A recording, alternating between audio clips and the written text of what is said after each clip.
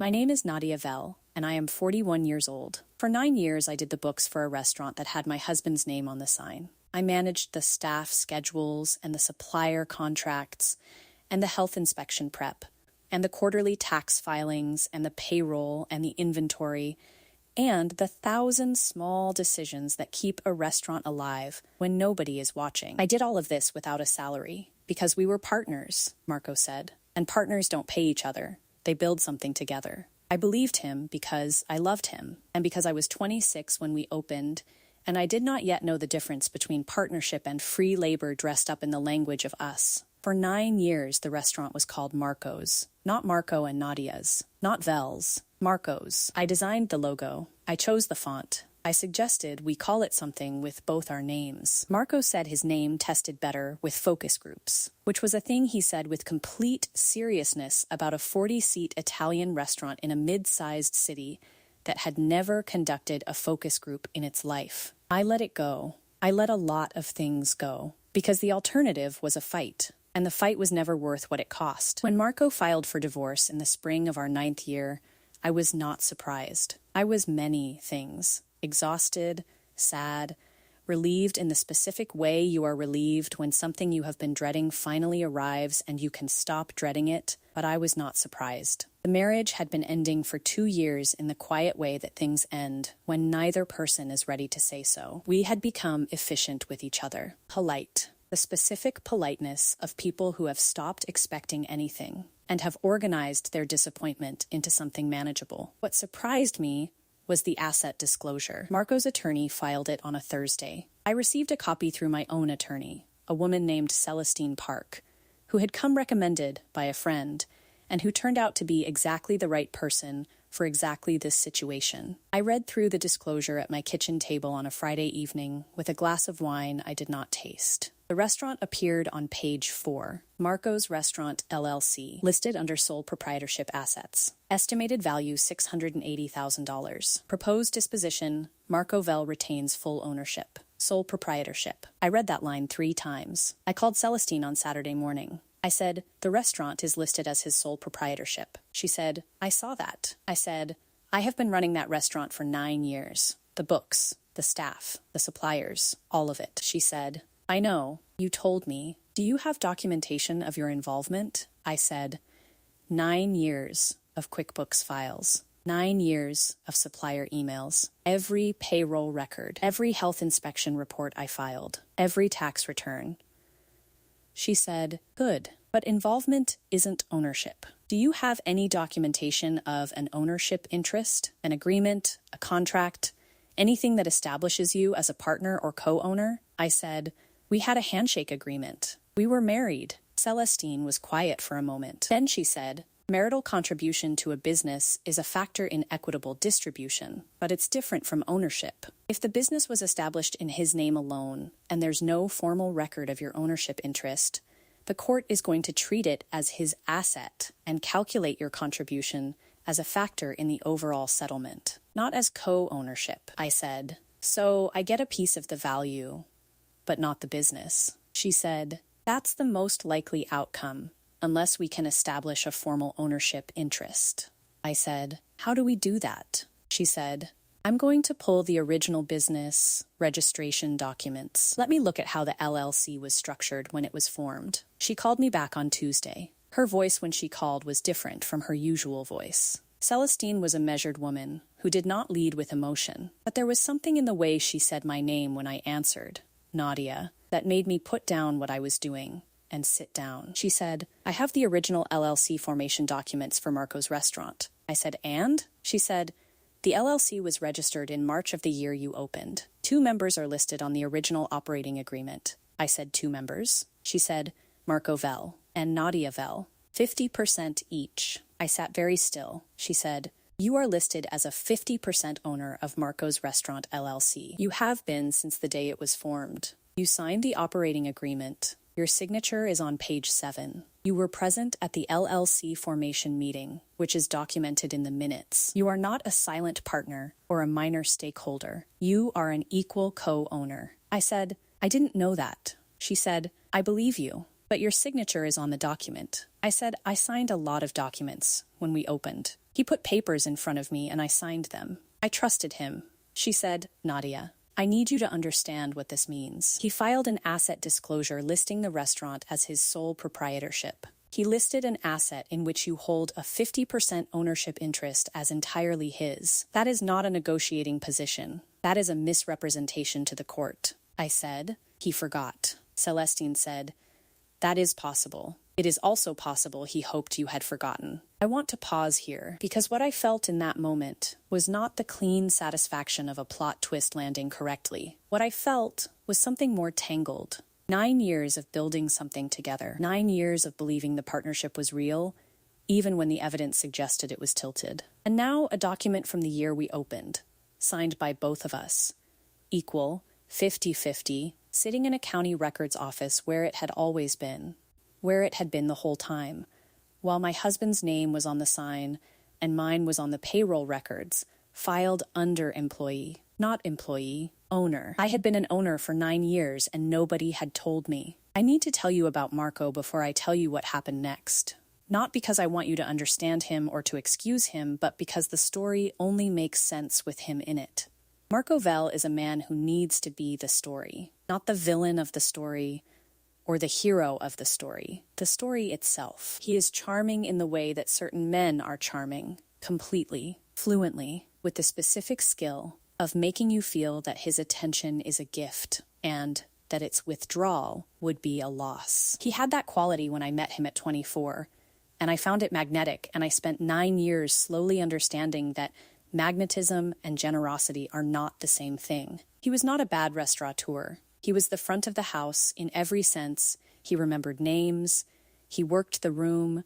He had the instinct for atmosphere that some people are born with and cannot be taught. Guests loved him. The staff liked him. He gave good interview when the local food magazine did a profile in year 3. The profile mentioned me once, in the last paragraph. Marco credits his wife Nadia with keeping the back-of-house operations running smoothly. Back-of-house operations. I had written the business plan. I had negotiated the lease. I had built the supplier relationships from scratch, learning which distributors were reliable and which ones needed watching, learning the specific language of invoices and contracts, and the art of getting credit terms extended when February was slow. I had hired every non-kitchen employee. I had managed the health department relationship through 2 inspections that were complicated, and one that was genuinely difficult. I had done the taxes every quarter for 9 years. Back-of-house operations. I let it go. I always let it go. The divorce proceedings changed after Celestine filed her response to Marco's asset disclosure. She attached the LLC formation documents, the operating agreement,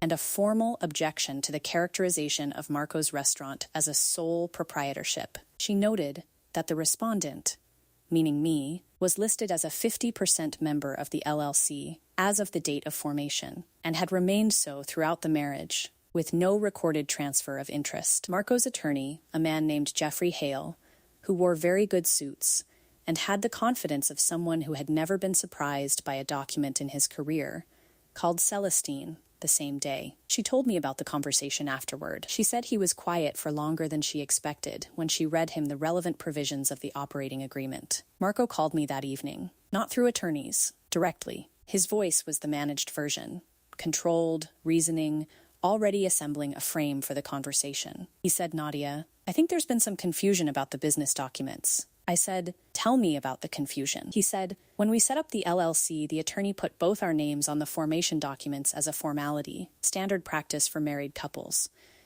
It doesn't reflect the actual operating arrangement." I said, "The operating agreement says 50-50. My signature is on it." He said, "You signed a lot of paperwork when we opened. You didn't read all of it." I said, "I know I didn't read all of it. I trusted you." He said, "So you understand that the intent was always that it was my restaurant. I was the one with the vision. You were supporting the operation." I said, "Marco, I did the books for 9 years." He said, "I know and I appreciate that. That's going to be reflected in the settlement. You'll be compensated fairly for your contribution." The word contribution. I had heard that word before, from my father-in-law at a family dinner once, talking about how much Nadia contributes to the operation. Not how much she owns, how much she contributes, as if I were a volunteer. I said, "The operating agreement says 50%. That's not a contribution.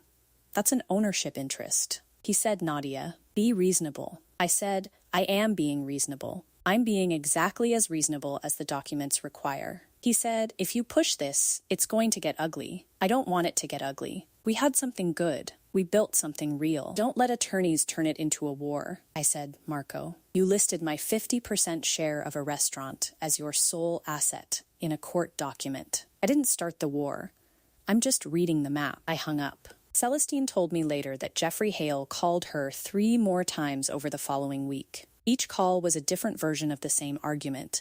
The documents were a formality, standard practice, a technicality, not reflective of intent. Each time Celestine said the same thing. The operating agreement is a legal document. It reflects legal reality. We will proceed accordingly. I want to tell you what the following 4 months looked like, because they were not clean or triumphant or simple. Divorce proceedings are never clean. They are slow and expensive, and they require you to translate the whole of a shared life into a language of assets and liabilities and equitable distribution, and to do this while also being a person who is grieving the life you thought you had and managing the daily business of being yourself. I moved out of the house Marco and I had shared and into a 1-bedroom apartment that was small and quiet and mine. I took my QuickBooks files and my 9 years of documentation and my coffee maker and a plant Marco had never noticed. I kept on the kitchen windowsill and I made something functional out of the 1-bedroom.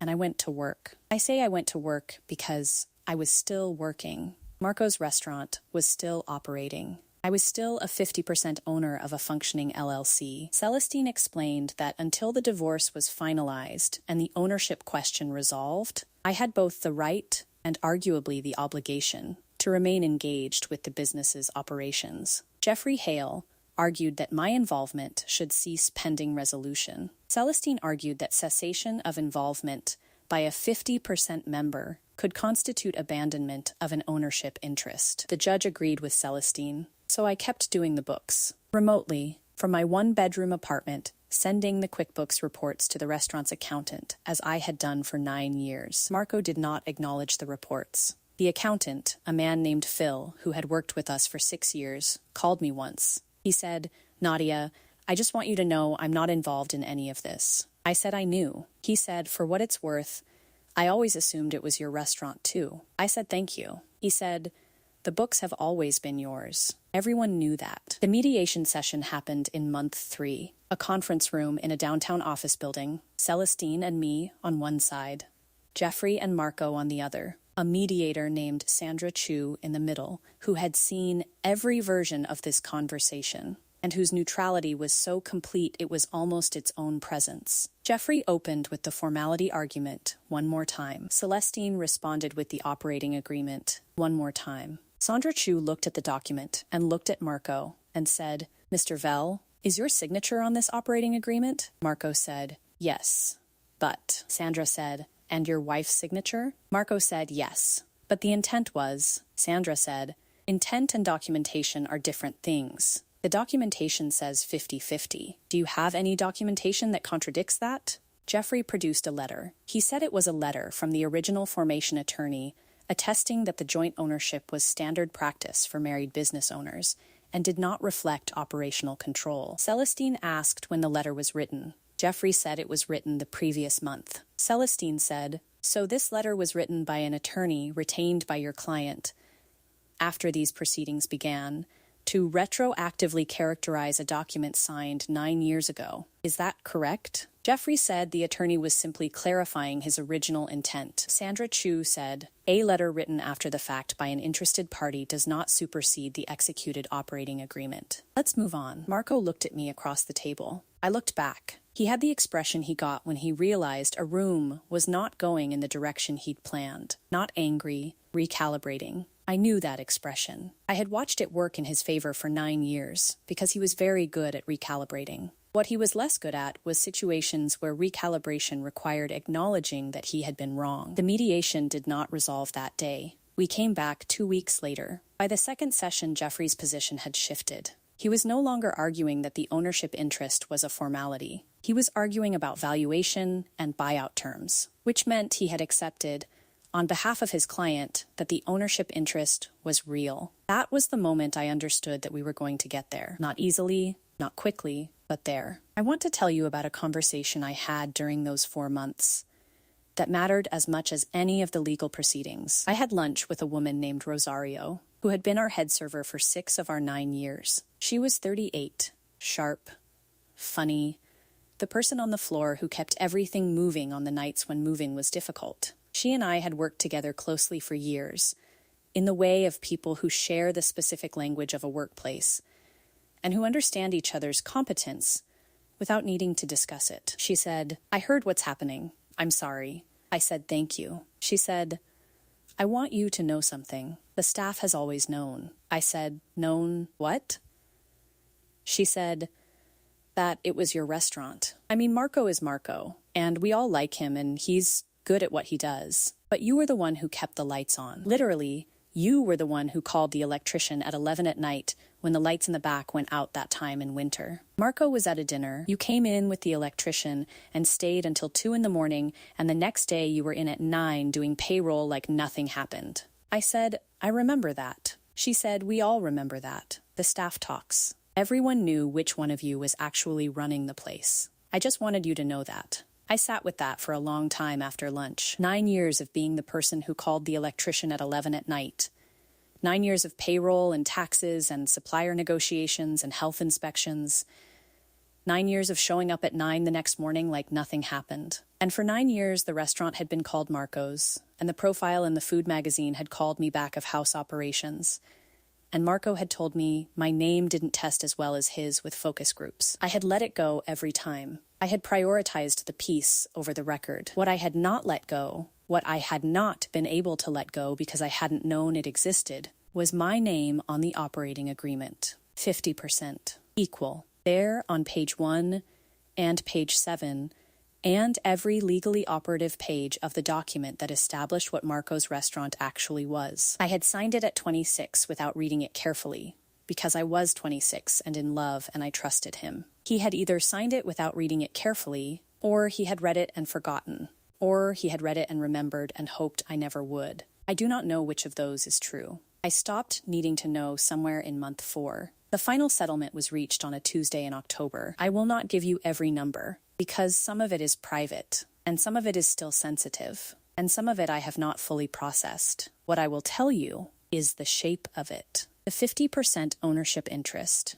was acknowledged as real and legally valid. The restaurant's value was established by an independent appraiser at $710,000. My 50% interest was therefore valued at $355,000. I had the option to take a cash buyout or to take an active ownership role going forward. I took the buyout. Not because I didn't want the restaurant, because I didn't want the restaurant with Marco. The restaurant with Marco was a specific thing, a place where my name was on the formation documents and his was on the sign, and I called electricians at 11 at night, and the food magazine called it back of house operations. A buyout was clean. A buyout was mine without conditions. Jeffrey Hale took longer than he needed to process the final paperwork. Celestine told me this was a negotiating tactic, a last attempt to pressure me toward a lower number in exchange for resolution. I waited. I had been waiting for 9 years without knowing I was waiting. A few more weeks was nothing. The check arrived on a Friday. I deposited it on Saturday morning, and then I drove to a bakery I liked, and I bought myself a very good pastry, and I sat at a table by the window, and I ate it and looked at the street, and didn't try to feel anything in particular. What I felt was quiet. The specific quiet of something finished. I called my mother that afternoon. She said, "Is it done?" I said, "Yes." She said, "Good." I said, "I didn't know I owned half that restaurant, Mom. The whole time I didn't know." She said, "She told me something I have thought about every day since." She said, "You built it, Nadia. You knew it even when you didn't know the paperwork. You knew it every time you stayed late, and every time you came in early, and every time you solved a problem Marco didn't know existed yet." The document just said out loud what was already true. I called Celestine to thank her. She said, "Thank the county records office. They kept the document. I just found it." I said, "You found it because you looked." She said, "I looked because you told me what you'd built. Most people don't tell me what they've built. They tell me what they've lost. You told me what you built, and I believed you, and I went looking for the paperwork that matched. I said, "Is that how it usually works?" She said, "When it works, yes." The document almost always exists. People just don't always know to look for it. I thought about that for a long time. The document almost always exists. 9 years of being the person who held the operation together, and all along there was a document in a county records office that said so. I just didn't know to look. I am going to tell you what I did with the money, because I think it matters, and because my mother told me the story should end with what comes next, not just with what got resolved. I opened a business, not a restaurant. I had spent 9 years in restaurants, and I knew their rhythms and their demands, and I was not ready to go back to that specific exhaustion. I opened a bookkeeping and operations consulting firm for small food and beverage businesses. There are a lot of restaurants in this city run by people who are extraordinary at the front of the house and need help with everything behind it. People like Marco, if Marco had been honest about what he needed. People who are good at the vision and need someone who is good at the reality. I named it after myself. Vel Operations. Not a partner's name,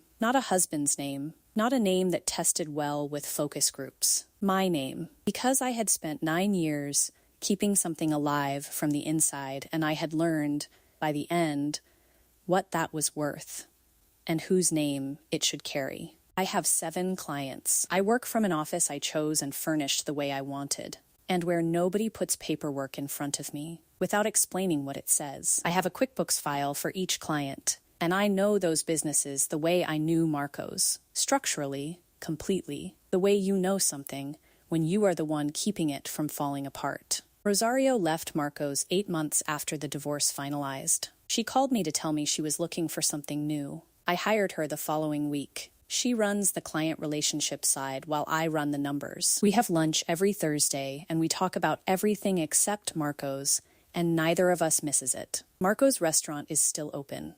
Marco is still working the room. I drove past it once, in the first year, and looked at the sign and felt nothing in particular. Not bitterness, not nostalgia, not satisfaction, just the neutral recognition of a place I used to be and am not anymore. The logo I designed is still on the sign. The font I chose. I notice that every time I drive past, and I have decided to find it funny rather than anything else. I am 41 years old. I spent 9 years building something without knowing I co-owned it. I spent 4 months in a divorce preceding finding out what I had built and what it was worth, and what my name was actually on. And then I spent the following 2 years building something else, something where my name was on the sign from the beginning, and where I knew exactly what every document said before I signed it. The document almost always exists. The question is whether someone looks for it, whether you tell someone what you built and trust them to go find the paperwork that matches.